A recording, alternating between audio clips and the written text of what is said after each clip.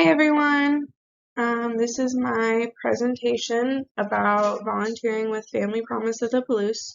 My name is Rebecca Lydeen, and I actually have been volunteering there for about almost a year now. Just taking breaks here and there with life being busy and fitting it into my schedule and everything. So yeah. About Family Promise, they are a nonprofit organization that work to provide shelter, food, clothes, anything a homeless family might be needing. They do only provide for families, so it can be a child and one parent, it can be 5 children and 2 parents, it's whatever is needed.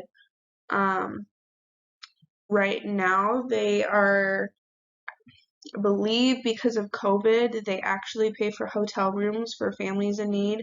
Um, Usually, what would happen without COVID is the families would spend a week at a time at churches, kind of rotating, and the churches would provide hot meals every night. While during the day, the kids, go to school, childcare, the parents go to the actual Family Promise building to um, work on finding jobs or finding a house for themselves or just trying to gain that independence from the dependence they're getting from Family Promise. Um, they mostly work with donations from the community, monetary or clothing. They have a huge room of furniture and household items, or they have rooms with clothes or shoes or anything you could possibly think of, they have. And like I said, they partner with, I believe, like up to 30 churches in the area right now with that, providing hot meals and place to stay.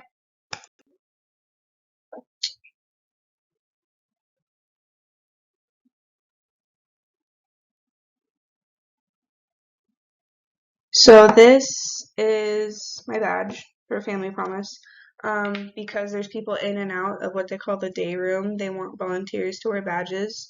So if someone has a question or they know you're supposed to be there, no one can just walk in and walk about. The barriers that I faced, there was a lot. So the first one would be time management for me personally.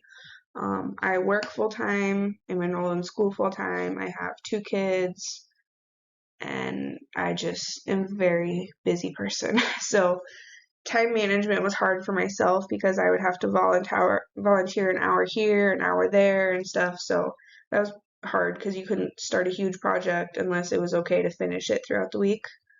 Um, Tools and equipment was also hard because we didn't always have the tools we needed, like for the shelves in this picture.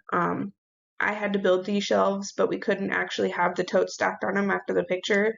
We had to secure them to the wall. We couldn't do that at the time because we didn't have the tools to do so. So space is a huge issue.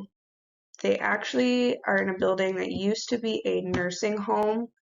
And so it's just kind of old patient rooms and stuff that everything's stored in, which are tiny rooms, and so that's an issue with space.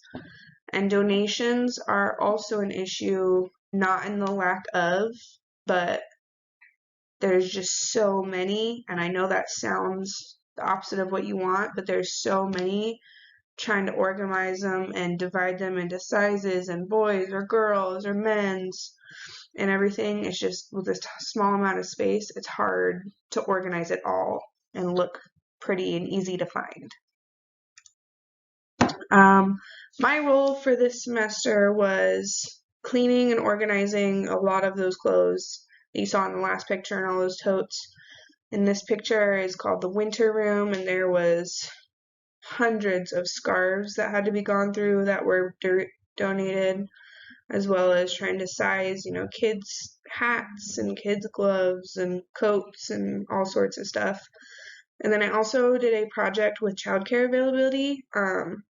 It took quite a while finding all of the childcare options in not only Moscow and Pullman, but Latah and Whitman County. So that if a family comes in an emergency need, they can look at the list and say, oh, they have openings, or oh, this is close by or in your price range, and can go right there and call and see if they can get their child in. Reflection on this, it was close to home because I'm the director of a daycare, and I actually had families at the daycare that have gone through this situation and stayed with Family Promise. So I knew people personally who needed the help. And it really made me think that even though I'm doing something small like organizing scarves or, cleaning up the garden area like I did last fall, it does make a difference. It seems small, but it can make a difference in someone who doesn't have those clothes and can go find those, or doesn't have the place to go. So I did make new friends there. My supervisor there, she's really awesome, made friends with her. And the last part I put was creepy because, like I said, it was a nursing home. My great grandpa actually died in that nursing home.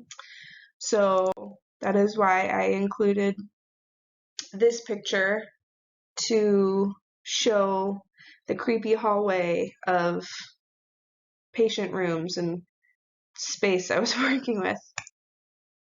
And yeah, so I really enjoyed it. Like I said, I've been volunteering there for a year. I'm going to continue to volunteer there. I just love it, and would definitely recommend anyone who's looking to volunteer, get your kids involved, anything like that. Yeah, thanks.